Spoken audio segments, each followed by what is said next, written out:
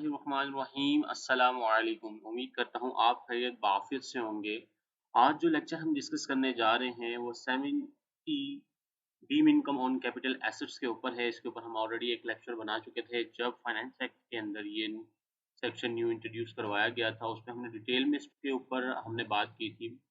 और अब इसके ऊपर काफ़ी सारी क्यूरीज और क्वेश्चन व्हाट्सएप पे आ रहे थे, तो मैंने सोचा इसको थोड़ा डिटेल में इसको हम डिस्कस कर लिया जाए, क्योंकि एफबीआर की तरफ से ये जो सेक्शन है इम्प्लीमेंट तो उन्होंने फाइनल कर दिया है और इसके ऊपर फॉर्म भी अवेलेबल है आईआरएस के ऊपर और काफ़ी सारे लोगों ने उसको फाइल भी कर दिया है। सिंध हाई कोर्ट की तरफ से इसके ऊपर जजमेंट आ चुकी है और जबकि लाहौर हाई कोर्ट से अभी तक जजमेंट इसके ऊपर आई नहीं है। तो इसको हम देख लेते हैं कि ये और इस सेक्शन को इंट्रोड्यूस करवाया गया था टैक्स ईयर 22 के अंदर। और कोई भी सेक्शन अगर कोई इम्प्लीमेंट किया जाता है तो वो करंट ईयर पे यानी कि आता है, लेकिन इसको प्रीवियस ईयर के ऊपर इम्प्लीमेंट किया गया टैक्स ईयर 22 के ऊपर जो साल है जो चल रहा था जिसका हमने रिटर्न फाइल करना था उसके ऊपर इम्प्लीमेंट कर दिया गया था। जबकि कभी भी कोई फाइनेंस एक्ट में कोई चीज़ आती है तो ड्यूरिंग यानी कि उसको इम्प्लीमेंटेशन उसकी टैक्स ईयर 23 में होनी चाहिए थी, जबकि ये वाले सेक्शन को टैक्स ईयर 22 में इम्प्लीमेंट किया गया। तो इसके ऊपर जो क्यूरीज थी उसको हम इसका बेसिक कॉन्सेप्ट समझ लेते हैं कि बेसिकली ये है क्या।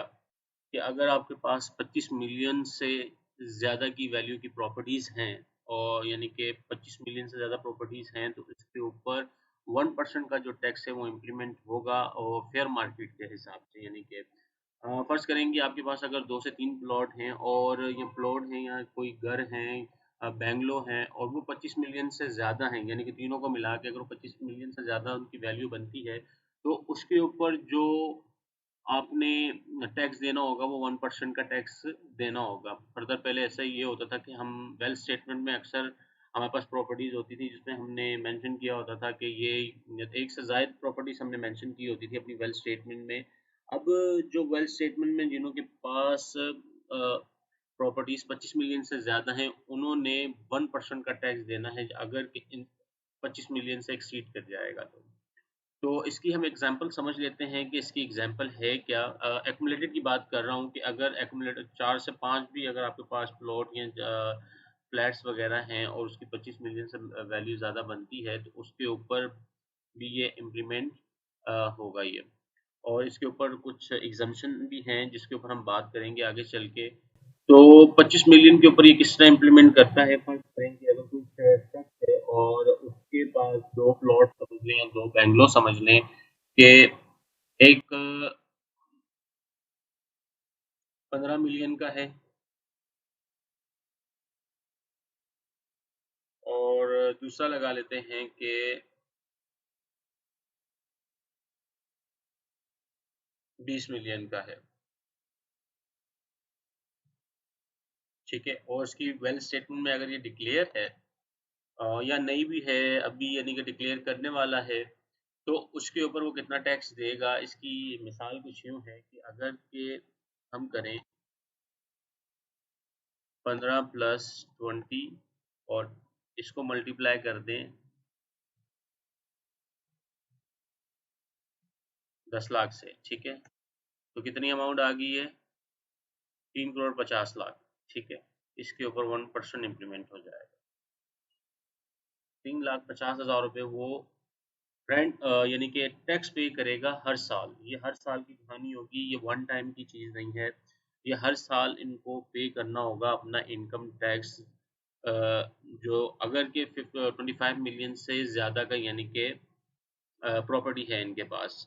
अच्छा, इसके ऊपर फर्दर जो इनके ऊपर एग्जम्पशंस हैं और वो क्या हैं, अगर कि 25 मिलियन से कम है तो फिर तो वो इस कैटेगरी में आएगा ही नहीं। अगर 25 मिलियन से ज़्यादा की अमाउंट है फेयर मार्केट, इसके ऊपर फॉर्म भी अवेलेबल है आईआरएस के ऊपर यानी कि दे दिया गया है। उसके ऊपर कॉस्ट वैल्यू और सामने मेंशन कर दी गई है कि फेयर मार्केट वैल्यू जो एफबीआर के रेट हैं उसके हिसाब से। ठीक है, आपने जो जगह ली कितने की ली थी और इस टाइम उस जगह की वैल्यू क्या है, तो सामने जब आप रेट मेंशन करेंगे तो उसके सामने खुद उसकी कैलकुलेशन सामने आ जाएगी कि ये वैल्यू आ रही है। ठीक है, और उसके ऊपर वो टैक्स कैलकुलेट कर लेगा इस तरह। तो ये देखें एक एग्जांपल हमने समझी कि अभी कुछ शख्स ने कोई ऐसा शख्स जिसके पास यानी कि 2 प्रॉपर्टीज हैं एक 15 मिलियन की है और दूसरी जो प्रॉपर्टी वो 20 मिलियन की है, दोनों मिला के 35 मिलियन बनता है और उसके ऊपर जो 1% का टैक्स देगा वो 1% यानी कि 3,50,000 रुपये इसको पे करने होंगे। ठीक है, ये तो इसको वन टाइम पे नहीं करना होगा, ये इसको हर साल पे करना होगा। ठीक है। अच्छा, ये तो आपने इसका कॉन्सेप्ट समझ लिया कि ये है क्या, और इसके बाद हम एक चीज़ और डिस्कस कर लेते हैं कि इसमें जो एग्ज़म्पशन है वो किन-किन चीज़ों पे है, यानी कि किन-किन चीज़ों पे यानी कि टैक्स हम पे इम्प्लीमेंट नहीं होगा अगर के उस तरह की प्रॉपर्टी हमारे पास हो।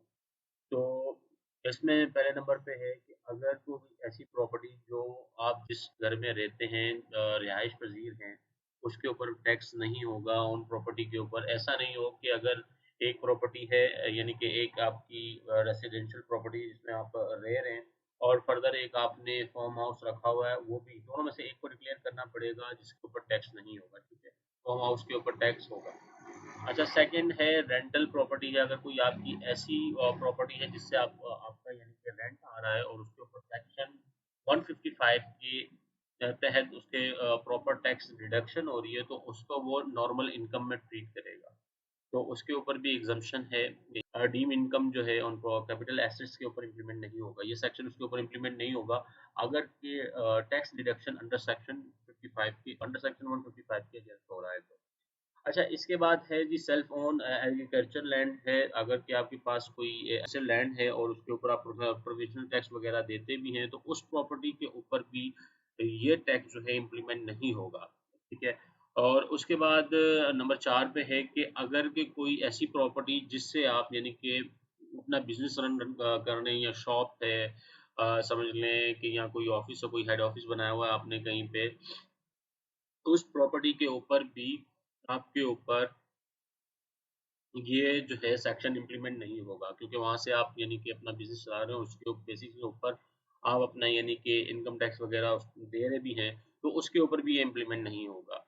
और लास्ट में है कि जी ड्यूरिंग द पीरियड अगर आप कोई परचेज़ या सेल यानी कोई प्रॉपर्टी परचेज़ करते हैं ड्यूरिंग द पीरियड, यानी ड्यूरिंग द पीरियड से मुराद है कि जो 1 जुलाई से लेके यानी कि अगर हम फ़र्ज़ करें कि हम जो करंट ईयर चल रहा है, 1 जुलाई 2022 से लेके 30 जून 2023 के अंदर-अंदर अगर कि आप कोई प्रॉपर्टी लेते हैं और सेल आउट कर देते हैं और अंडर सेक्शन 236 के तहत आप उसकी पेमेंट कर देते हैं और पेड यानी कि टैक्स पे कर देते हैं, जो भी लायबिलिटी उसके ऊपर बनती है यानी कि सेल आउट या परचेज़ में या सेल पे जो भी उसकी लायबिलिटी बनती है, तो सेक्शन 236 के अगेंस्ट आप पे कर देते हैं, तो वो भी यानी कि एग्ज़ेम्प्टेड होगा इस सेक्शन के तहत।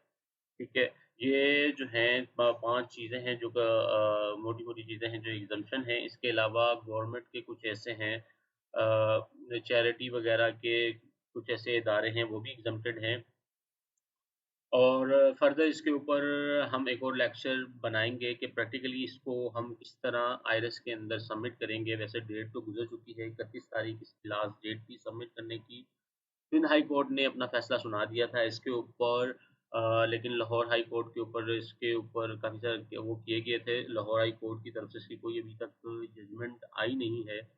तो ये पेंडिंग है, जैसे ही इसके ऊपर कोई फैसला आता है, काफ़ी सारे लोगों ने फ़ाइल कर भी दिया है अपना जो आईआरएस के ऊपर फॉर्म दिया गया था डीम इनकम के हवाले से, और काफ़ी सारे लोग ऐसे हैं जो अभी भी जिन्होंने अपना यानी कि ये फॉर्म फिल अप नहीं किया और वो लाहौर हाई कोर्ट के यानी कि फैसले के इंतज़ार पे हैं। तो जैसे वहाँ से कोई फैसला आता है तो हम इसके ऊपर एक प्रैक्टिकली लेक्चर इसके ऊपर देखते हैं कि इसको हम फाइल कैसे करेंगे, deemed income on capital asset को कैसे फाइल किया जाएगा। एक लेक्चर इसके ऊपर हम देख लेंगे कि इसको फाइल कैसे करना है। तो अपनी दुआओं में याद रखिएगा। इस लेक्चर के हवाले से कोई भी आपकी क्वेश्चन या क्यूरी होगी तो आप मुझे कमेंट सेक्शन में पूछिएगा। अपनी दुआओं में याद रखिएगा। अल्लाह हाफिज़।